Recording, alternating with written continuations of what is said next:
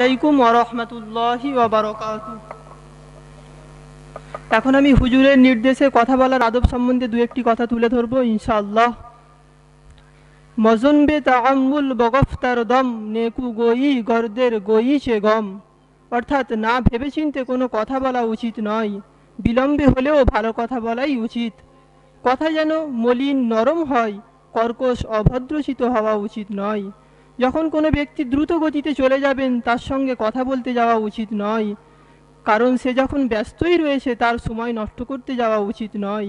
যদি তোমাকে কেউ অন্যায় অশোভনীয় কথা বলে তবে আপনি তার বিনিময়ে তাকে ততটুকুই বলতে পারবেন, তার অধিক বললে গোনা হবে। যদি গালাগালি দেওয়া, অশ্লীল কটু ভাষা প্রয়োগ করা এসব ফাসেকের কাজ, এ থেকে জীবকে খুব সংযত রাখতে হবে। মিথ্যা কথা বলা, লোকের নামে মিথ্যা অপবাদ দেওয়া এবং লোকের কোনো দোষ অপর লোকের কাছে বলা, এগুলো গীবত। এবং যদি সে দোষ তার মধ্যে না থাকে বাস্তবে, তাহলে এটা বুহতান বা মিথ্যা অপবাদ দেওয়া, এর গোনা আরও শক্ত।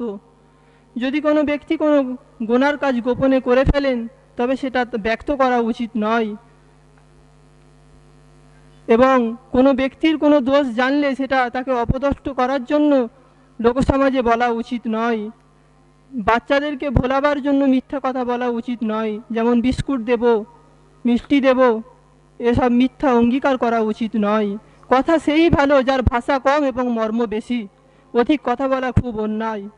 গুরুজনদের সঙ্গে কথা বলার সময় আস্তে কথা বলা উচিত, তাই বলে এত আস্তেও নয় যাতে তাদের শুনতে অসুবিধা হয়।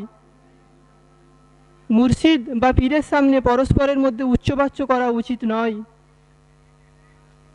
যদি কোনো অসুস্থ ব্যক্তিকে দেখতে যান তাহলে সেখানে গিয়ে অতি বেশি সময় বসা উচিত নয়।